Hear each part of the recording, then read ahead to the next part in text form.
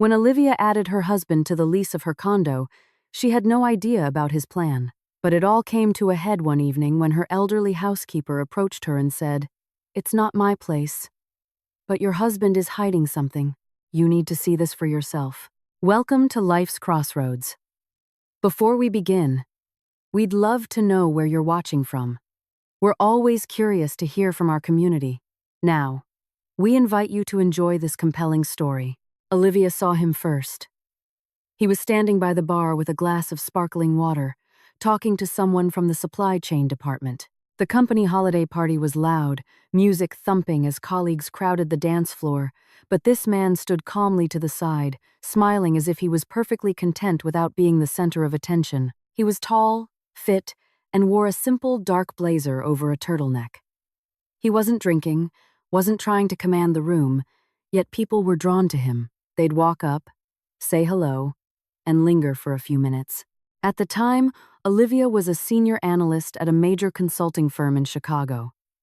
She was 34 and had long ago stopped expecting anything from corporate events besides exhaustion and a morning-after headache. But that night, her colleague Chloe grabbed her by the arm. "Come on, I'm introducing you to Mark.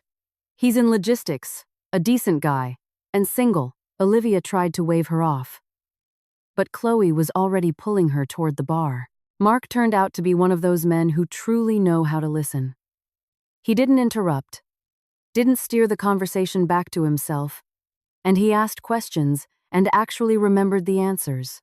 When Olivia mentioned she loved old Hitchcock films, he didn't pretend to be an expert. "I'm more of a documentary guy, honestly," he admitted. "But if you recommend one, I'll watch it." And he did. 3 days later, he texted her. "Watched Rear Window. Now I get why you love it. It's basically us office workers, watching the world go by." That's how their relationship began. Mark was a mid-level manager, not a director, not a business owner, just a regular, salaried employee. He rented a room in an old 2-bedroom apartment on the far north side of the city, took the L train to work, and ate in the company cafeteria. But he courted her as if he had more money than time. Flowers would appear for no reason, just because it was a Tuesday. Dinners in small, cozy restaurants where he'd reserved a table by the window in advance. On weekends, they'd drive out to a state park, hike through the woods, and drink tea from a thermos on the shore of a lake, talking for hours. Olivia wasn't used to this kind of attention. Her previous relationships had all ended the same way. The man would be charming at first, then grow distant, and eventually disappear. With Mark, everything was different. He didn't cool off. 3 months into their relationship, he showed up at her condo with a bag of groceries and cooked dinner, homemade meatballs, a fresh tomato and cucumber salad, and iced tea. He stood at her stove, wearing her apron embroidered with sunflowers, flipping meatballs with a wooden spatula. "Where did you learn to cook like this?"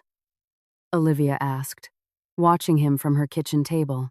"My mom taught me. She used to say, 'A man who can't even fry an egg for himself isn't a man, he's a project.' So, I tried my best not to be a project." Olivia laughed. She liked the way he spoke about his mother, with warmth and without fanfare. She liked that he wasn't embarrassed by the apron or considered cooking beneath him. She especially liked that after dinner, he washed the dishes and wiped down the counter without being asked. A year and a half later, Mark proposed. There was no diamond ring, no fancy restaurant with a string quartet. They were sitting in her kitchen one evening, drinking tea, and he just said, "Liv, let's get married. I can't imagine my life without you. And I can't imagine it without your terrible taste in coffee mugs either." She looked at him, at his serious eyes over a mug with a chipped handle, and nodded. Their wedding was modest. They signed the papers at City Hall on a Thursday morning. Olivia wore a simple cream-colored dress, and Mark was in a new suit.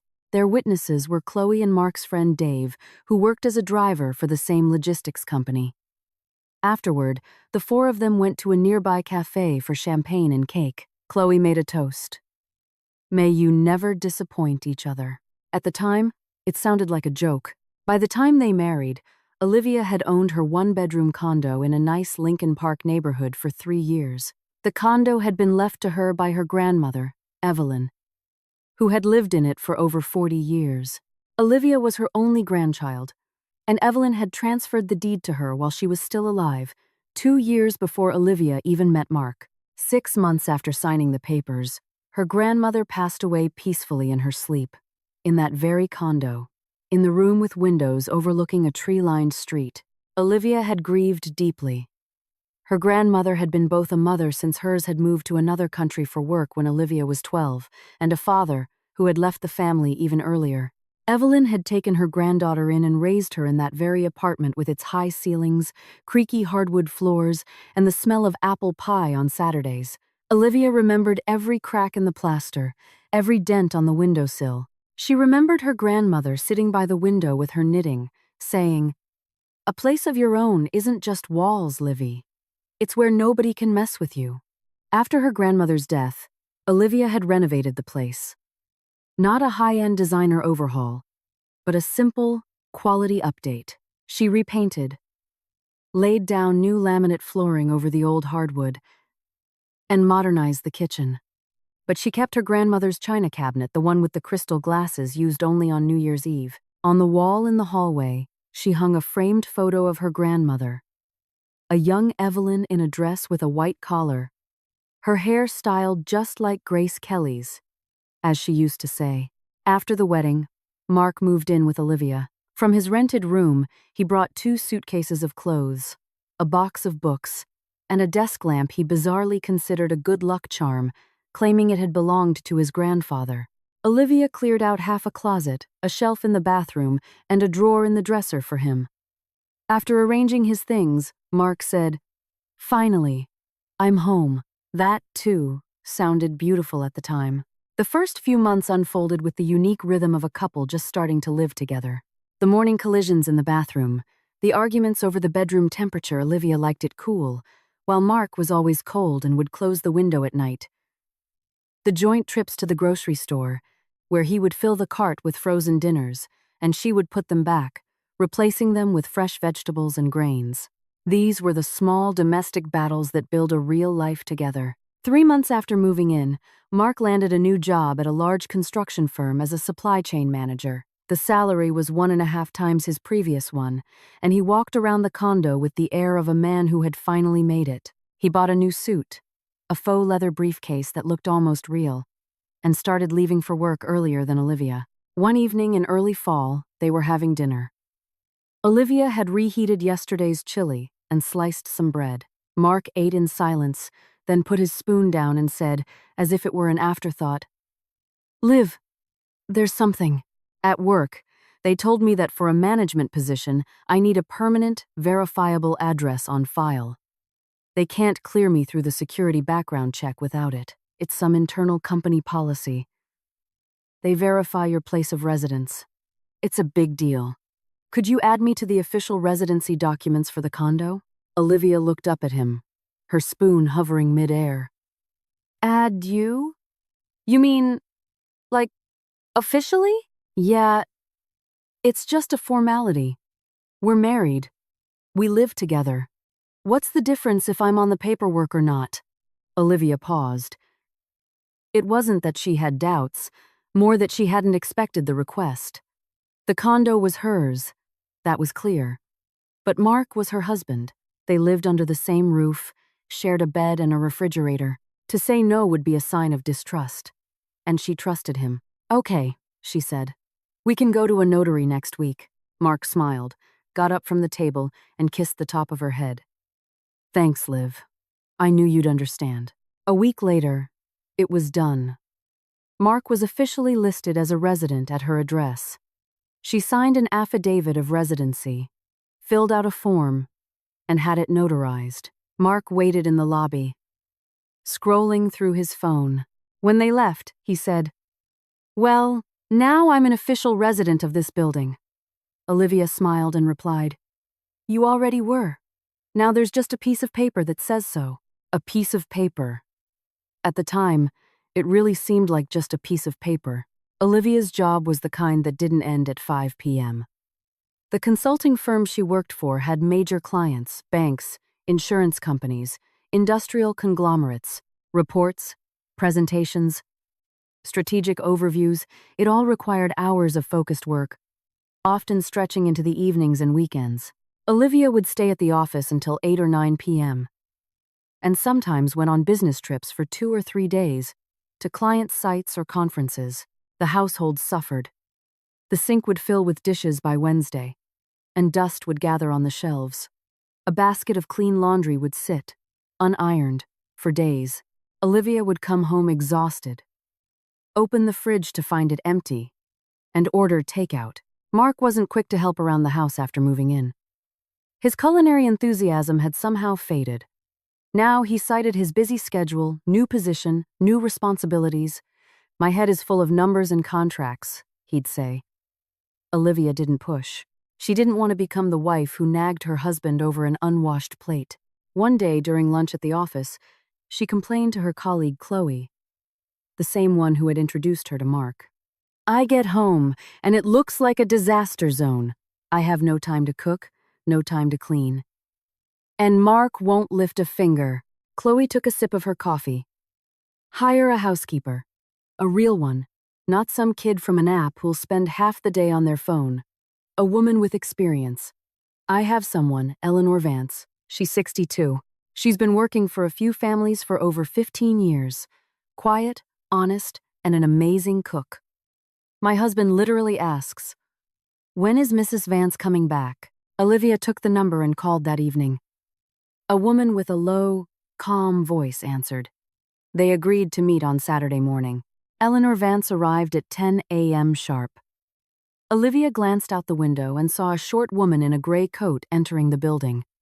She opened the door. Eleanor was neat, with short, gray hair swept back.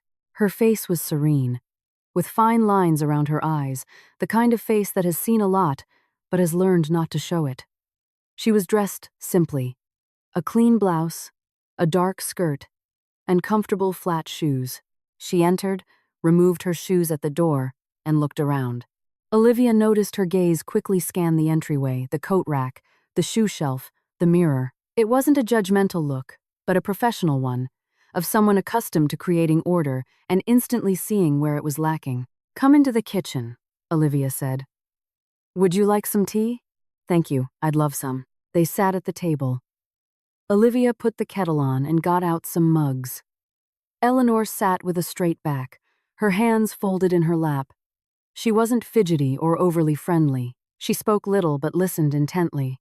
When Olivia explained that she needed help with cleaning, cooking, and ironing, Eleanor nodded and asked only one thing. "What days would be convenient for you? Tuesday, Wednesday, Thursday, and Friday. From 10 to 6 if that works for you." "That works." They agreed on a wage. Olivia named a figure, and Eleanor didn't haggle. Olivia gave her a spare set of keys, showed her the condo, and explained where everything was. Eleanor walked through the rooms, glanced inside the kitchen cabinets, opened the refrigerator, and nodded.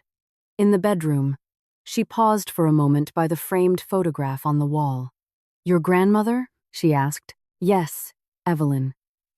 This was her condo. Eleanor looked at the photo for another moment, then turned away. "A beautiful woman. You can tell she had character," Olivia smiled. Character is putting it mildly. Starting that Monday, Eleanor began working. She would arrive at 10, after Olivia had already left for the office. She went about her duties, quietly mopping the floors, dusting, ironing clothes, and preparing lunch and dinner. By the evening, the condo smelled of cleanliness and home-cooked food. Olivia would return, open the door, and feel, for the first time in a long while, that she was coming home, not just to a space where she slept. Mark was nonchalant about the housekeeper's presence. He'd say hello, sometimes exchange a few words, but mostly ignored Eleanor. When he worked from home, he'd stay in the bedroom with his laptop and only come out for coffee. Eleanor, in turn, kept to herself, did her job, and left. Two people in the same space, each minding their own business. The first 2 months went smoothly. The condo was immaculate. The refrigerator always had containers of prepared meals. Mark's shirts hung pressed in the closet. The towels in the bathroom were changed every 3 days. Olivia breathed a sigh of relief. It felt like life had finally settled into a comfortable rhythm. Work, home, husband, a reliable helper. Everything was in its place, just as it should be. She didn't yet know that it only seemed right. The first warning sign was the evenings. Mark used to come home by 7. Olivia could predict almost to the minute when the lock would click and his voice would echo from the hall. "Liv, I'm home!" Then 7 became 8, then 9. Then he started arriving after 10. One night, as Olivia was already in bed with a book, he stumbled in at 11:30, smelling of cigarette smoke and someone else's perfume. Though at the time, Olivia decided she must have imagined the perfume. The smoke, yes, Mark sometimes had a cigarette with colleagues after work, but the perfume? Probably just someone heavily scented in the elevator. "Why are you so late?" she asked, not looking up from her book, though the words were already blurring. "Project's on fire," he answered from the bathroom, turning on the water.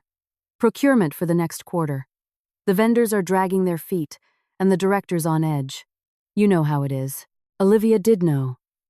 She worked in the same high-pressure environment when deadlines loomed.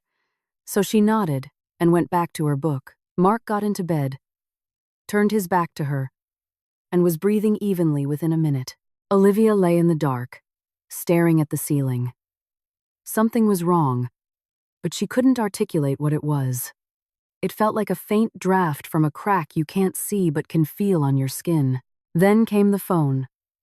He'd always had a phone, of course, but before, he treated it casually, tossing it on the table, leaving it on the windowsill, forgetting it in his jacket pocket.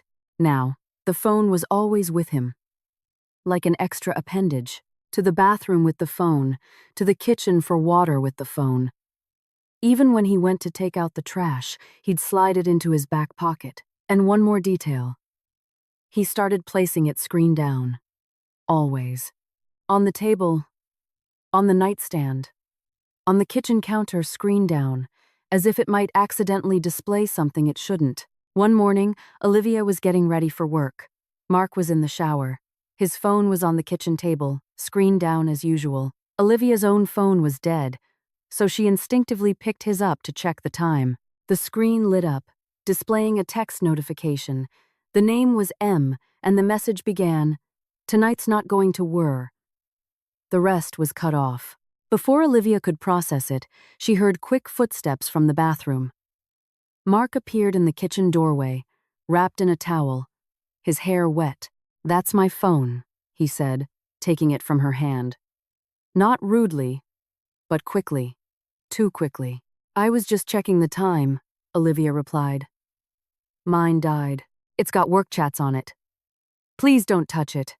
We have confidential discussions with suppliers." He said it in an even tone, looking her in the eyes. Then he smiled, kissed her on the cheek, and went to get dressed. Olivia stood by the table, a cup of cold coffee in her hand, thinking, who is M? Manager? Michael? Megan? She shook her head.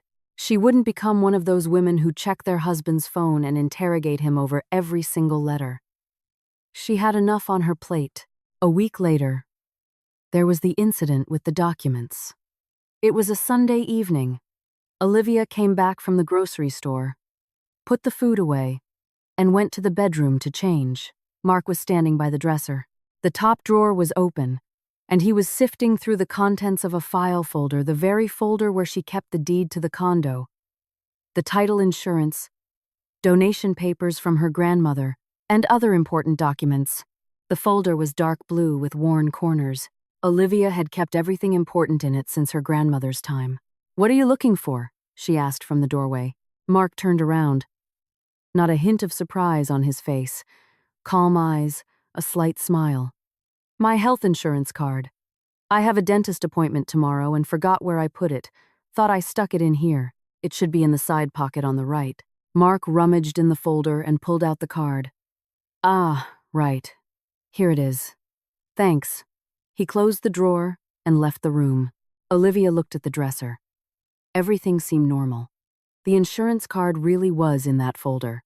But a small, sharp feeling pricked at her, like a splinter under a nail. She opened the drawer and checked the folder. Everything was there. The deed, the title papers, the gift affidavit. But the order was wrong. Olivia always arranged the documents in a specific way. Deed on top, then title insurance, then the gift affidavit, then everything else. Now, the insurance papers were on top of the deed, and the gift affidavit was at the very bottom. Maybe she had moved them herself last time and forgotten? Possibly. Olivia closed the drawer and went to the kitchen to make pasta. Meanwhile, in that same condo, amidst the familiar routine of dusting cloths and saucepans, a different set of observations was quietly accumulating. Eleanor Vance noticed more than a housekeeper was supposed to. The housekeeper came 4 times a week, and in 2 months, she had learned the condo better than its owners. She knew which floorboard creaked by the bedroom door. She knew the kitchen faucet would drip if you turned it all the way off, instead of just 3/4 of the way. She knew Olivia kept her jewelry in a wooden box with a carved lid on her vanity. 2 gold rings, a chain with a pendant, turquoise teardrop earrings, and a dragonfly-shaped brooch that had belonged to her grandmother. Eleanor dusted that box every Friday and knew its contents by heart. She also noticed a pattern in Mark's behavior. On Tuesdays and Thursdays, Olivia left for work early, around 8 a.m., sometimes sooner. On those days, Mark stayed home, claiming he was working remotely. Eleanor would arrive at 10 and find him in the bedroom with his laptop. But around 11, he would come into the kitchen and say the same thing, almost word for word. "Eleanor, I have a major conference call in half an hour. I'm going to need complete quiet, no vacuuming or anything. Maybe you could finish up a little early today? I'll take care of the rest myself later." The first time, she thought nothing of it. The second, she figured he had a lot of important meetings. The third time, she noticed he had put on a fresh shirt and cologne for a conference call. The fourth time, she left without a word, but she lingered in the hallway, pretending to tie a shoelace that didn't need tying. She heard a click from behind the door. Mark had engaged the chain lock. That was odd. Eleanor always locked the door with the key when she left. Why would he need the chain? But the decisive moment came the following Thursday. Mark again asked her to leave early. Eleanor gathered her things, put on her coat, picked up her bag, and left. She walked to her bus stop and then slapped her forehead. Her umbrella. It had been raining that morning, and she had placed her folding umbrella in the stand by the front door and forgotten it. It was a good, sturdy umbrella with a wooden handle, a gift from her daughter for her birthday. She didn't want to leave it behind. Eleanor stood for a moment, thought, sighed, and walked back. At least 15 minutes had passed. She went up to the floor and turned her key in the lock. The door wouldn't open. The chain. Eleanor rang the doorbell. Silence. She rang it again, holding it down longer. From inside, she heard a shuffling sound. Footsteps, then Mark's voice. "Who is it?" "It's me, Eleanor. I forgot my umbrella." A pause. Hurried, flustered footsteps, not toward the door but deeper into the apartment. Then, footsteps back to the door. The chain rattled. The door opened a crack. Mark stood in the opening, his face irritated and slightly flushed. "I must have dozed off," he said. "What did you need?" "My umbrella. It's in the stand by the door." He glanced down, grabbed the umbrella, and handed it to her.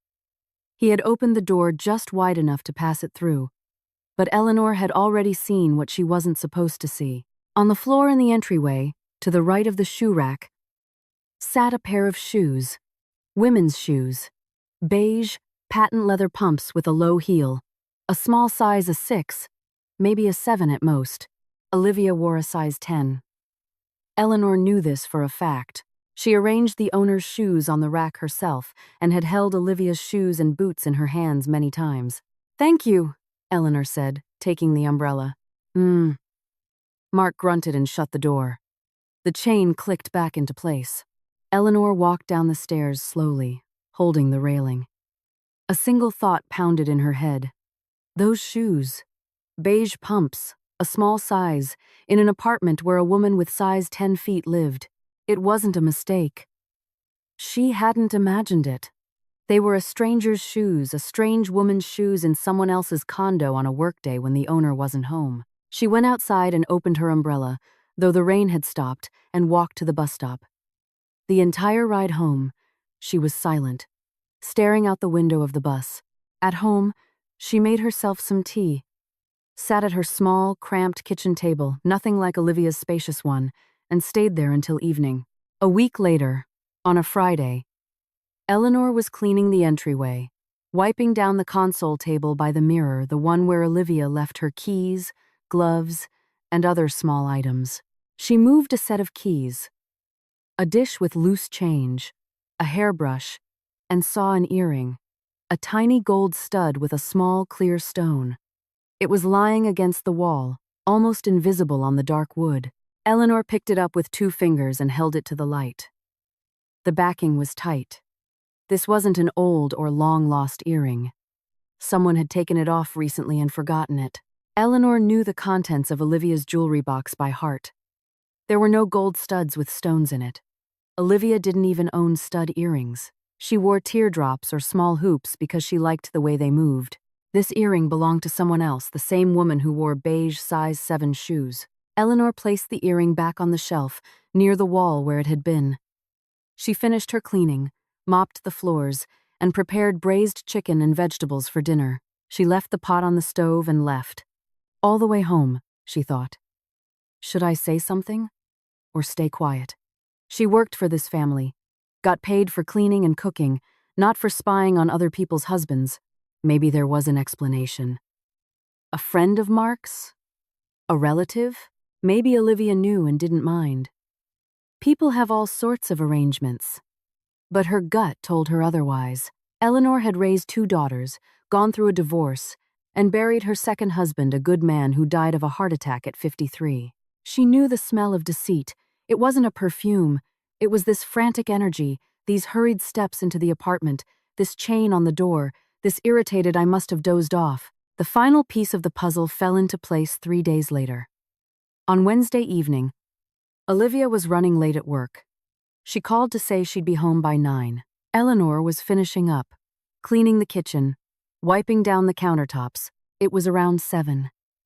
The condo smelled of cleaning supplies and the pot roast that was simmering in the oven for dinner. The front door clicked open. Mark was home earlier than usual, apparently not expecting the housekeeper to still be there. He walked into the kitchen, dropped his keys on the counter, and, without a glance at Eleanor, went to the fridge for a bottle of water. He took a swig directly from the bottle, wiped his mouth with the back of his hand, and went to the bedroom. He didn't even say hello. Eleanor continued wiping the counter. Her cloth moved across the granite, reaching the set of keys. She instinctively slid them aside and suddenly froze. One of the keys, the one to the front door, she recognized its shape, was lying face up. On its base, near the head, was a deep, straight groove, clean and precise, about 1.5 millimeters deep. It wasn't a scratch from a keyring, not a mark from daily use. It was too neat, too straight. Eleanor picked up the key and turned it toward the light. Her hands remembered before her mind caught up.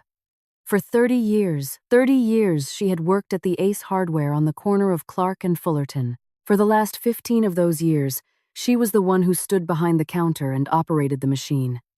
Key duplication, knife sharpening, lock repairs, it all passed through her hands. She had cut thousands of copies for apartment doors, garages, mailboxes, safes, and she knew every mark a duplicating machine leaves. This groove was the characteristic imprint of the vise. When you make a duplicate, the original key is clamped at its base to hold it steady in the copying machine's jig. The vise leaves exactly that kind of mark, a straight crosswise groove near the head of the key. You never get damage like that from normal use in a pocket, on a key ring, in a lock. Never. Eleanor placed the key back on the counter. Her hands weren't shaking. She wasn't the type whose hands shake. But inside, something shifted. As if the final piece of a puzzle she never wanted to see had clicked into place, and the full picture became terrifyingly clear. The shoes, the earring, the requests to leave early, the chain on the door, the cologne for a conference call, and now, a duplicate key. A key to a condo that belonged to Olivia, not Mark Olivia.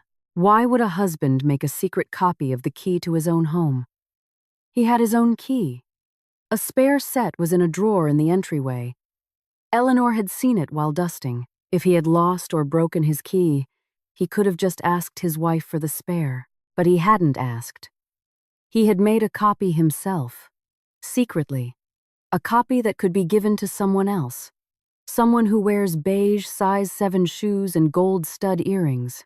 Eleanor quickly finished her work. She rinsed the cloth, hung it on its hook, checked the oven and lowered the temperature, took off her apron, folded it into the cabinet under the sink, put on her coat, and left. Mark never emerged from the bedroom. He didn't say goodbye, didn't check if she was gone. The door closed behind her with a soft click. It was dark outside.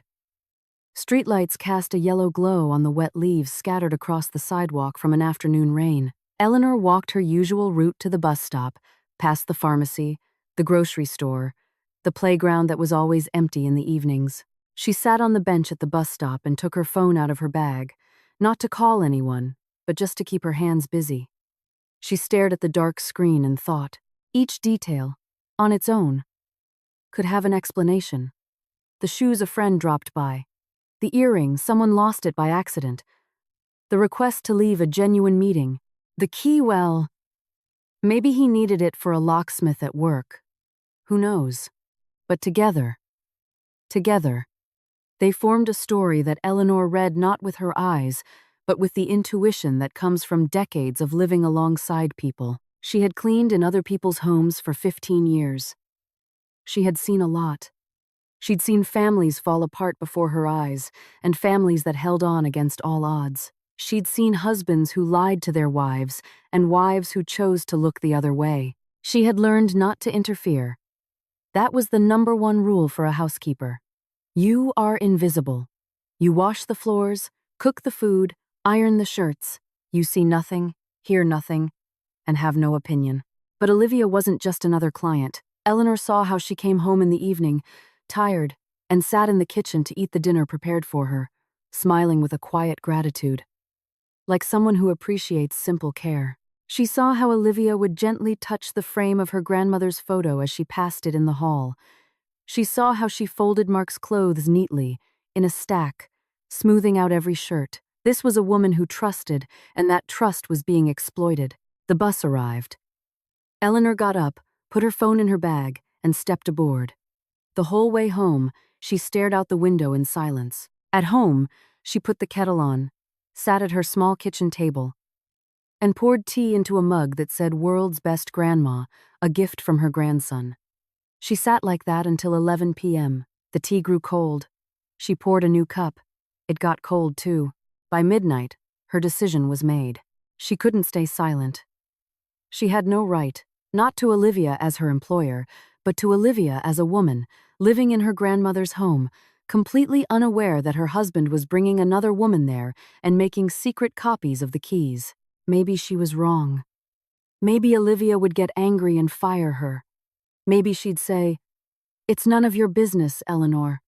Stick to the cleaning." And she would be within her rights, but if she stayed silent.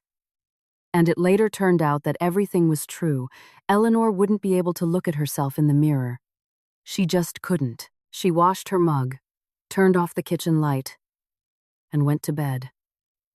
Tomorrow morning, she would speak. The morning was overcast. A gray sky hung outside the window, and the condo felt dim even with the lights on. Eleanor arrived at 10 a.m. sharp, took off her coat, changed her shoes, tied her apron, and peeked into the kitchen, slightly surprised. Olivia was home. Usually, she was long gone by this time. But today, she was sitting at the table in her loungewear, drinking coffee and scrolling through her phone. Perhaps a morning meeting was canceled, or she was taking a half day to work remotely. Eleanor didn't ask. "Good morning, Olivia." Olivia nodded without looking up from her screen. Eleanor started in the bathroom, wiped the mirror, cleaned the sink, changed the towels. Then she moved to the bedroom, made the bed, and dusted. Her hands performed their familiar tasks while her mind worked separately. How to start the conversation? Should she be direct? "Your husband is bringing another woman here." Or gentler? "I've noticed something you should know." She went to the kitchen twice, once for cleaning supplies, once to rinse a cloth. Both times, Olivia was at the table. Both times, Eleanor opened her mouth to speak and then closed it. The third time, she heard Olivia get up, walk to the entryway, and rustle her coat. She was leaving. Now or never. The moment would be lost. Eleanor wiped her hands on her apron and walked into the hall. Olivia was standing by the mirror, buttoning her coat, about to leave. "Olivia," Eleanor said quietly. Olivia turned around. "Yes, this is not my business, and you can tell me to stay out of it. But your husband is hiding something. Last night, he tossed his keys on the kitchen counter, and I was wiping it down. I saw a deep groove on the key to the front door right here, near the head." Eleanor pointed to the spot on her own key. "I worked at a key-cutting counter for 30 years. Those marks are left when the original key is clamped in the vise of a duplicating machine. Your husband made a copy of your condo key. Maybe it's for something innocent. But I thought you should know." Olivia stood with her hand frozen on a button, silent for a few seconds. "Maybe he lost his and made a spare?" she said, though her voice lacked conviction. "Perhaps. But the spare set is in the drawer in the hall. He could have just asked you." Eleanor paused, then added, looking at the floor, "There's something else. I didn't say anything before because I wasn't sure, but twice, when you weren't home, I saw unfamiliar shoes by the door. Women's shoes, beige, a small size. And last week, on the console table, I found an earring, a small gold stud with a stone. It wasn't yours." Olivia just stood there. Her coat was buttoned, her bag on her shoulder, but she didn't move. After a few moments of silence, she said softly, "Thank you, Eleanor. I'll handle it." She put on her hat and walked out the door. In the elevator, she leaned against the wall and closed her eyes. The entire drive to the office, she was silent, the radio off. Her mind wasn't processing thoughts, just fragments. Spinning in a loop. Beige shoes, earring, key, phone screen down, documents out of order, M in a text message. I dozed off, the chain on the door. Each piece alone was a trifle. Together, they were a verdict. She spent the day at work but accomplished almost nothing. She opened files, stared at spreadsheets, then closed them. She drank cup after cup of coffee until she felt sick. Her friend Chloe popped in after lunch. "Are you okay?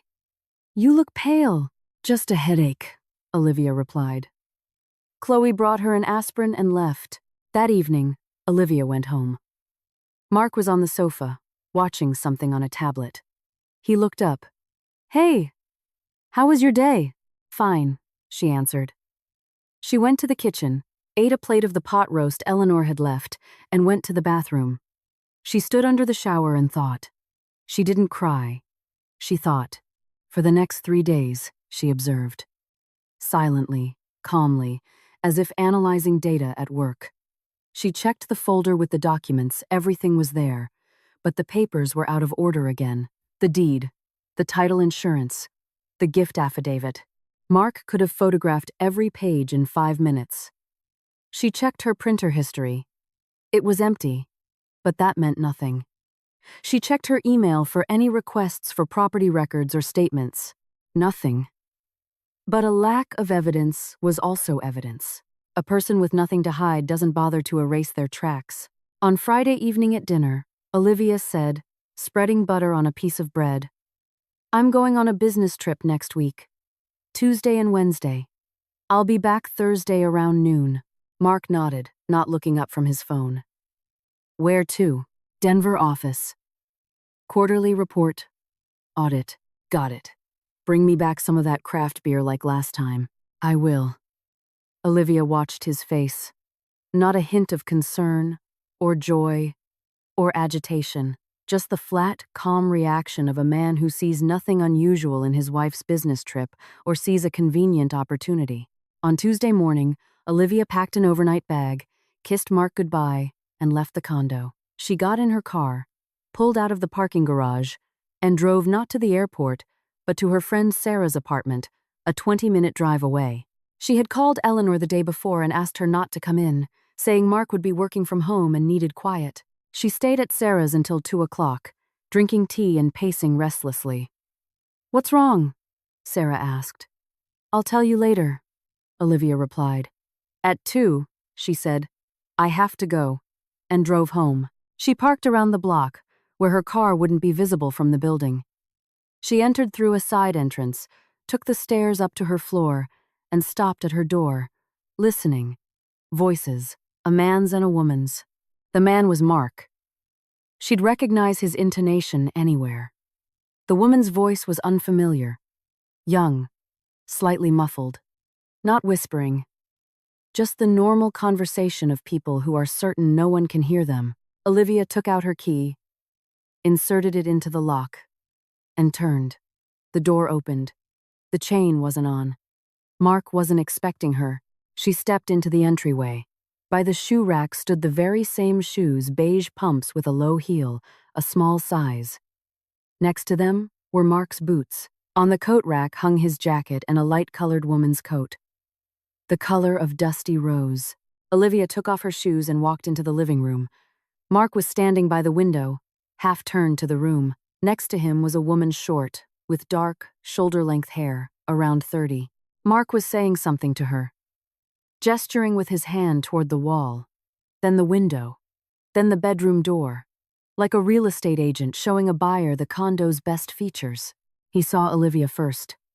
The hand he was pointing with froze in midair. His face went white, his jaw twitched, but he quickly composed himself. "Liv, I thought you were in Denver." This is my colleague. We were just discussing a project." But the woman didn't grasp what was happening. She turned to Olivia with a friendly, unsuspecting smile and said, "Mark, you said the condo would be free. When can I start moving my things in?" Her words fell into the silent room like stones down a well. Olivia looked at the woman, at her plain face, at the smile that was slowly fading. And then she noticed her belly, a round, distinct belly under a loose sweater. 5, maybe 6 months pregnant. "Who are you?" Olivia asked. Her voice was steadier than she expected. The woman looked from Olivia to Mark. He was silent. The smile vanished completely from her face. "I'm Megan," she said quietly. "Mark said we would move in here after he got everything sorted out. He said this was his condo." "His condo?" Olivia repeated. Not a question, but a statement, as if she were tasting the words and finding them bitter. "This condo belonged to my grandmother. It was gifted to me 2 years before I even met Mark." He knows that perfectly well. Mark took a step forward, his hands raised in the gesture of a man trying to put out a fire with his bare palms. "Liv, you're getting this all wrong. Megan is just an acquaintance. She has nowhere to live. I was just trying to help her out temporarily. The baby's not mine. She's just not yours." Megan's voice broke. She grabbed the back of a chair for support. "Mark, you've been telling me for 6 months that you were getting a divorce. You promised we would live together." "What do you mean, not yours?" She stared at him, and the look in her eyes made Olivia's stomach turn. It wasn't anger. It was pure confusion. The confusion of someone who has just realized they're not standing on solid ground, but on thin ice that is cracking beneath them. "Get out," Olivia said. "Both of you." Megan grabbed her coat from the rack, put on her beige shoes, and left without a backward glance. Olivia heard her sob once in the hallway. Then the heavy front door of the building slammed shut. Mark didn't move. "Liv, let's talk about this. You have to understand. It's not what you think. I think exactly what I see."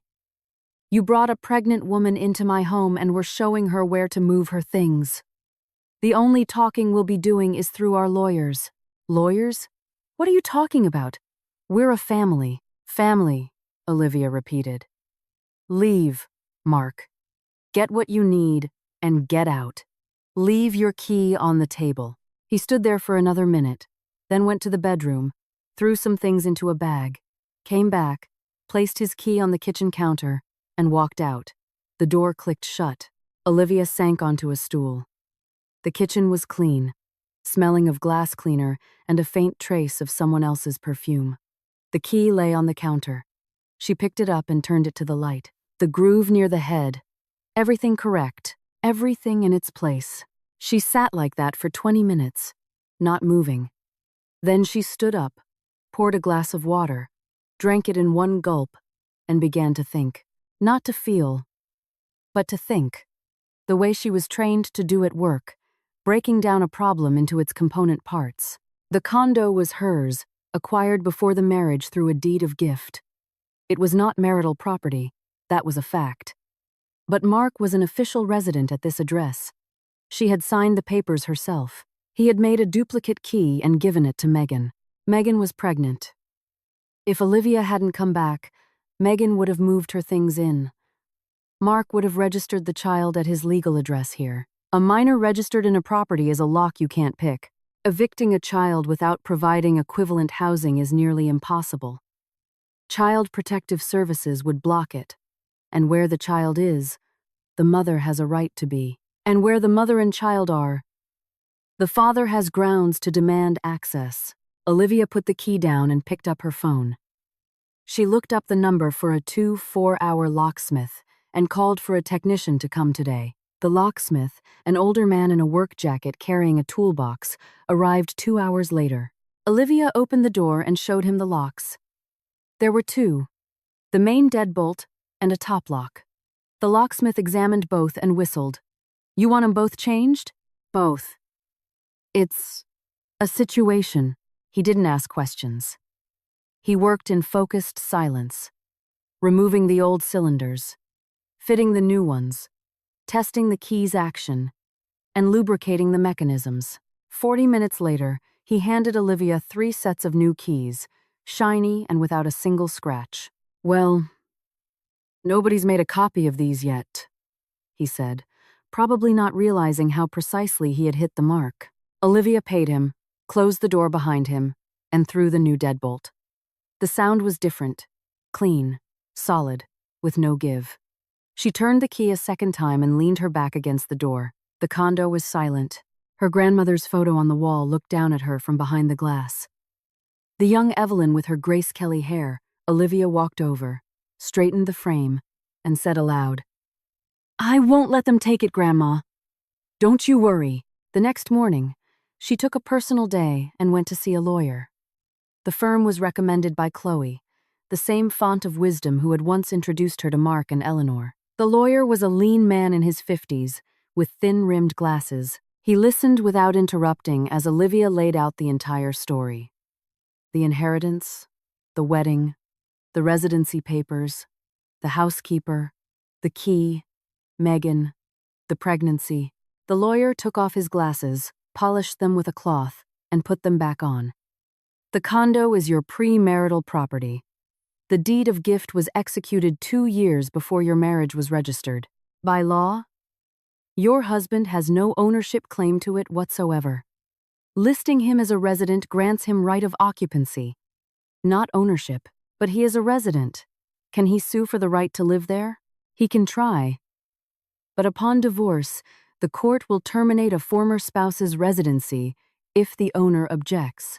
The condo is yours, the marriage is over, and there are no grounds for him to continue living there. And if he had managed to register the child there? The lawyer paused, choosing his words carefully. Then the situation would have been significantly more complex. A minor child registered at an address is a serious legal shield. Evicting a child without providing alternative housing is practically impossible. The family court and social services would side with the child. And with the child would come the right of his mother to reside there as his caregiver. In effect, You would have lost control of your own home without losing the title. You'd either be living in your condo with a strange woman and her child, or not living there at all. Olivia clasped her hands in her lap. What do I do? File for divorce and simultaneously petition to have him removed as a legal resident. I'll prepare the paperwork. Given your circumstances, the court will side with you. There's no doubt. Olivia signed the retainer agreement that day. When she returned home that evening, she cooked dinner for herself for the first time in a long time. Not because Eleanor hadn't left food she had, but because she needed to keep her hands busy. She chopped vegetables, stirred soup, and watched the steam rise from the pot. The condo was quiet and clean. For the first time in months, it was hers alone. Mark started calling the next day. At first, his tone was conciliatory. He sent long text messages explaining that Olivia had misunderstood everything, that Megan was a casual acquaintance, that the baby wasn't his, that he was willing to prove it. Olivia didn't reply. After 3 days, his tone shifted. The calls became more frequent. His voice and messages grew harder. You have no right to change the locks. I am a legal resident of that apartment. By law, it's my home too. I will see you in court. I have residency, and you can't just throw me out on the street.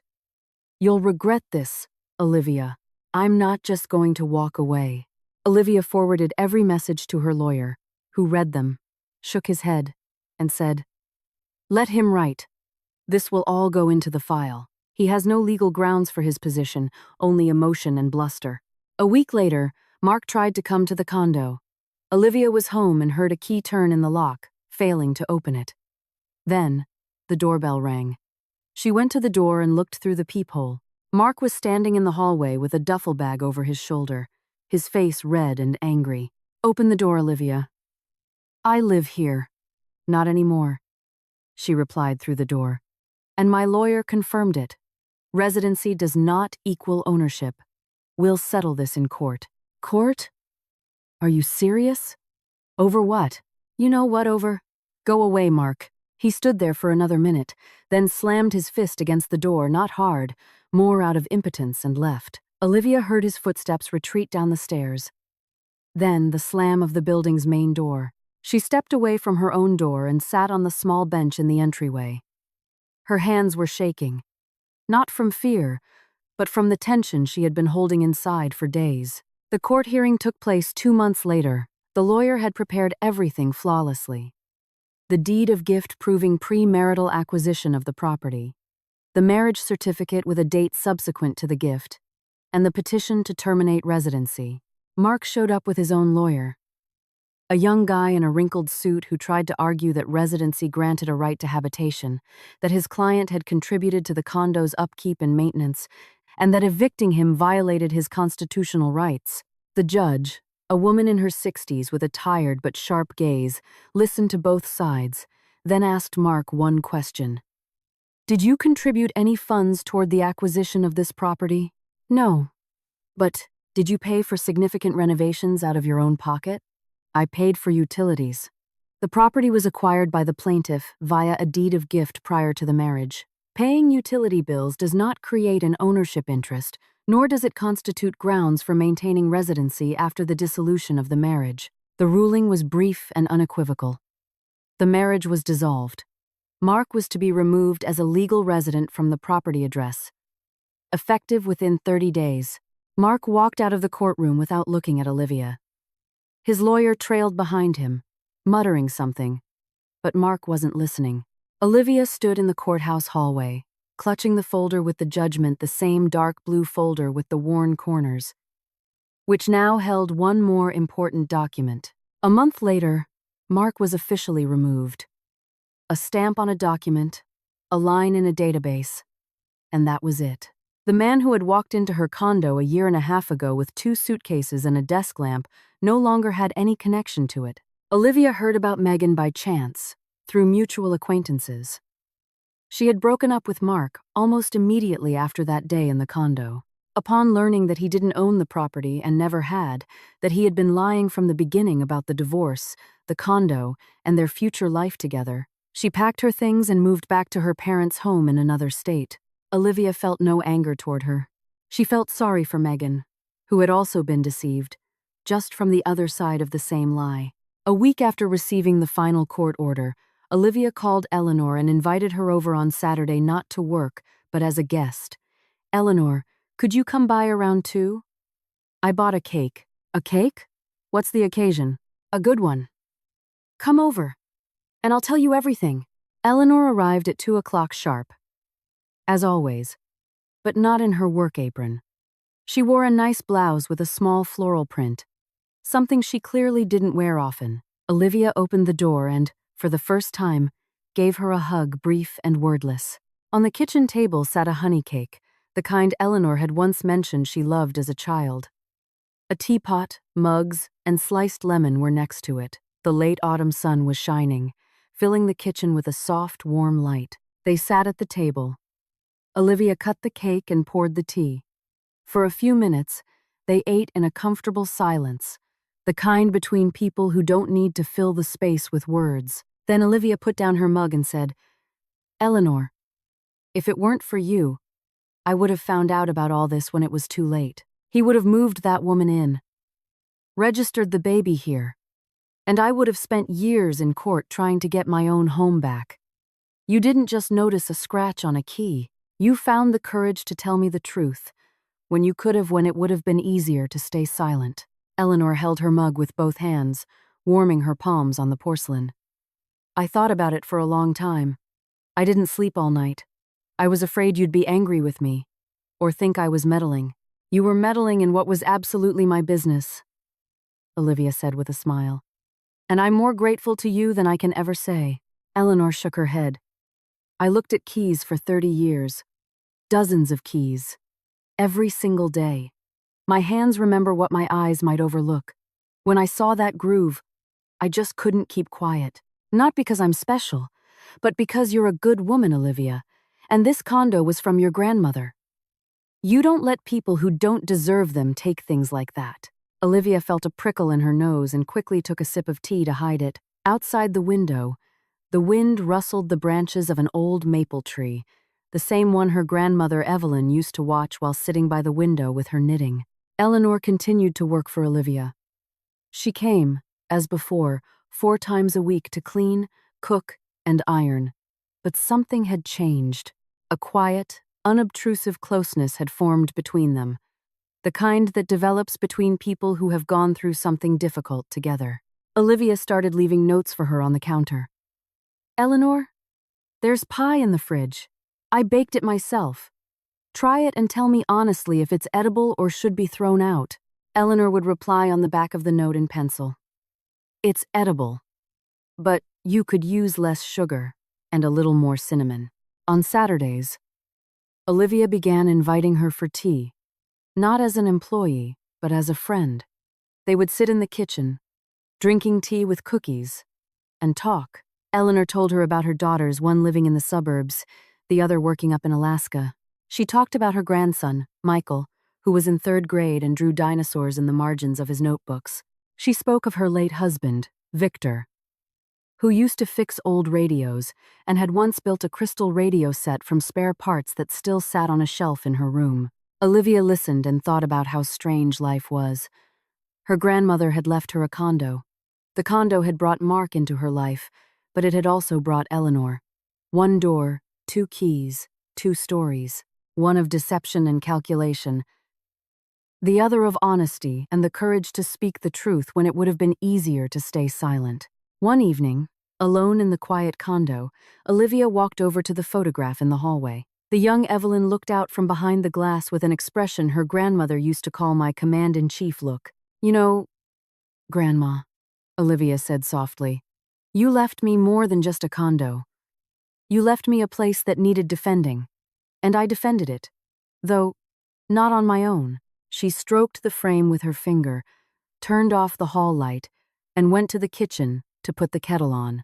Outside, the maple tree rustled, and if she listened closely, she could almost hear something that sounded like her grandmother's voice in the wind. "A place of your own isn't just walls, Livy. It's where nobody can mess with you."